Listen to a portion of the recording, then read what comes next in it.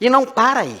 Ele faz isso ali, naquele lugar onde ele estava, mas ele prossegue, ele estava em Siquém, ele prossegue, o texto diz no versículo 8, passando dali para o monte, ao oriente de Betel, armou a sua tenda. Ele continua caminhando para o sul. Aí no mapa, você pode ver, aqui Betel, ele desce aqui agora de Siquém, ele desce um pouquinho aqui para Betel ao sul, e mais uma vez algo acontece. O texto diz, ficando Betel ao ocidente e Ai ao oriente. E mais uma vez, veja o que acontece.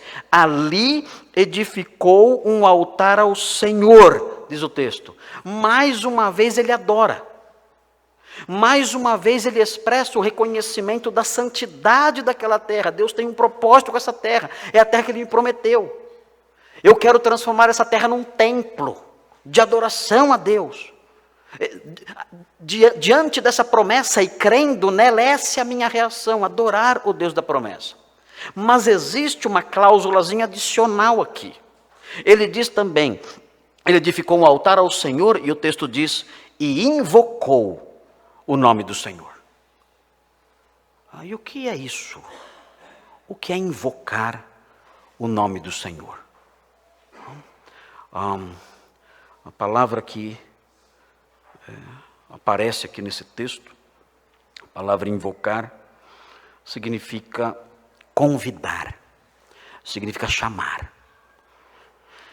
Abraão chamou a Deus, disse, vem, vem, eu te invoco, vem, vem e fica comigo. Notem, não era apenas uma adoração. Além do reconhecimento de que aquela terra era uma terra especial, que Deus usaria nos seus objetivos, nos seus planos, nos seus propósitos santos, além disso, ele também adora a Deus e também o invoca. Ele diz, vem. E por que ele diz isso? Vem. Porque porque ele invoca o nome do Senhor e o chama. É muito interessante, quando nós olhamos uma passagem como essa, à luz da ótica sob as lentes dos escritores neotestamentários, nós fazemos descobertas interessantes, nós descobrimos coisas interessantes. Um escritor do Novo Testamento que trata desse trecho é o escritor de Hebreus. Ele fala sobre esse trecho, sobre Abraão peregrinando na terra prometida. Ele fala sobre essas viagens de Abraão ali, andando ali pela terra prometida. E ele explica a mentalidade de Abraão. Ele entra num segredo que o texto de Gênesis não revela. Ele entra na mente de Abraão de tal forma que nós não podemos detectar com clareza no texto de Gênesis. Nós vemos aqui Abraão invocando o nome do Senhor. Mas nós não sabemos exatamente o conteúdo disso, ele chamando, ele convidando ali a Deus para estar com ele, para vir estar com ele, querer comunhão com Deus. Nós aprendemos isso aqui, é o máximo a que podemos chegar. Mas quando nós olhamos para a luz que é lançada sobre esse texto no Novo Testamento, nós percebemos que a mente de Abraão ia muito além disso. Observem o texto de Hebreus 11, vejam que Hebreus revela acerca disso. Hebreus 11, 8. Veja aí na sua Bíblia, dê um grande salto agora, você está em Gênesis, você vai lá para Hebreus, um grande salto. E Hebreus vai falar sobre essa passagem. Hebreus 11, no versículo 8, Hebreus vai falar sobre essa passagem. Vejam a alusão que o autor de Hebreus faz, em Hebreus 11, 8, ao texto de Gênesis 12, que estamos estudando, ao parágrafo que estamos estudando. O autor de Hebreus leu esse parágrafo que ficou em sua mente. E ele então, movido pelo Espírito Santo, ele produziu essa passagem que vamos ler agora, de Hebreus 11, 8. Veja, nós vamos ler aí, vamos ler até o versículo 13, diz assim: pela fé, Abraão, quando chamado, obedeceu. Vejam, é o que estamos dizendo. Ele obedeceu por quê? Porque teve fé. O autor de Hebreus concordaria com o nosso sermão. O autor de Hebreus assinaria embaixo do sermão. Ainda bem, né? Se ele dissesse não. Eu conheci um homem que discordava dos autores da Bíblia, né? Não pode, né? Quando a palavra de Deus confirma o que nós pensamos, isso é bom, nos deixa alegres. Parece que o autor de Hebreus está dizendo isso aqui. A obediência de Abraão foi decorrente da fé. Ele creu, por isso obedeceu. E o texto diz, a fim de ir para um lugar que devia receber por herança.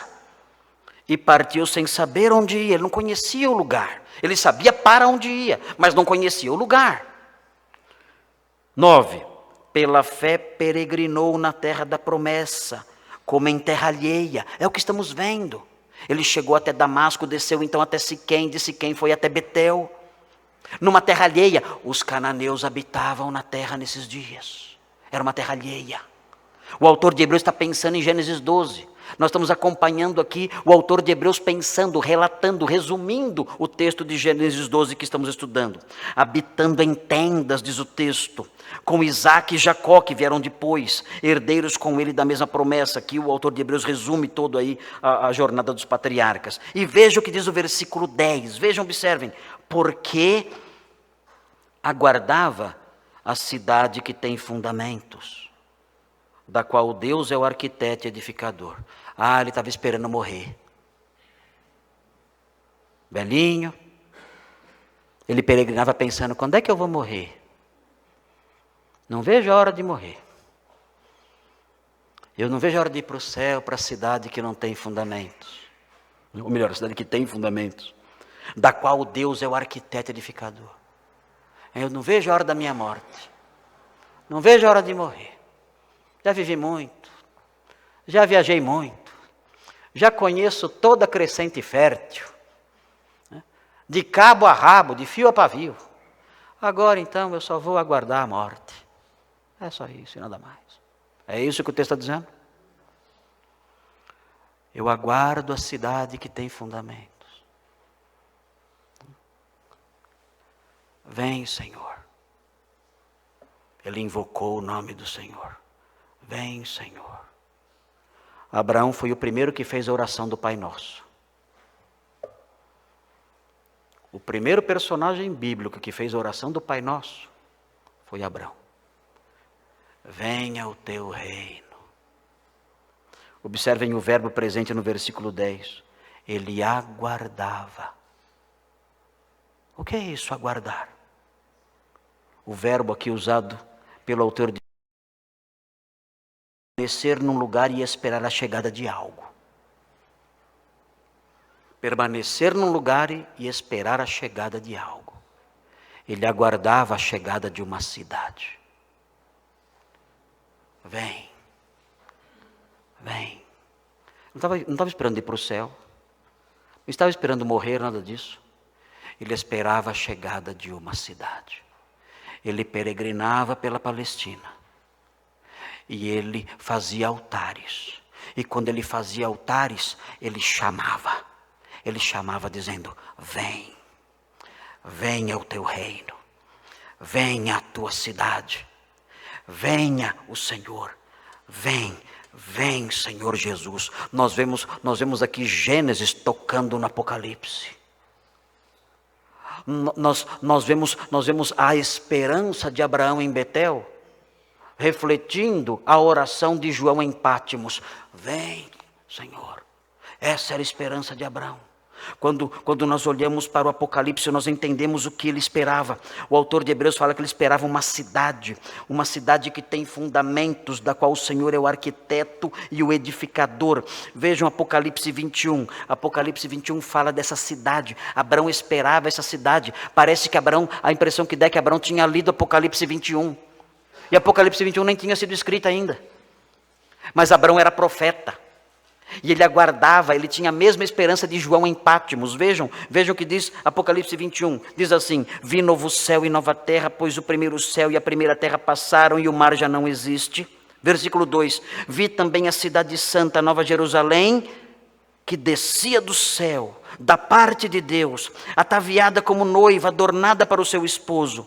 Então ouvi grande voz vinda do trono dizendo: eis o tabernáculo de Deus com os homens, Deus habitará com eles, eles serão povos de Deus, e Deus mesmo estará com eles. Eles enxugará dos olhos toda lágrima, e a morte já não existirá, já não haverá luto, nem pranto, nem dor, porque as primeiras coisas passaram. O Apocalipse fala de uma cidade descendo do céu. O autor de Hebreus fala que Abraão aguardava essa cidade. E em Gênesis nós aprendemos que ele invocava, dizendo: vem, Senhor. Ele chamava por Deus.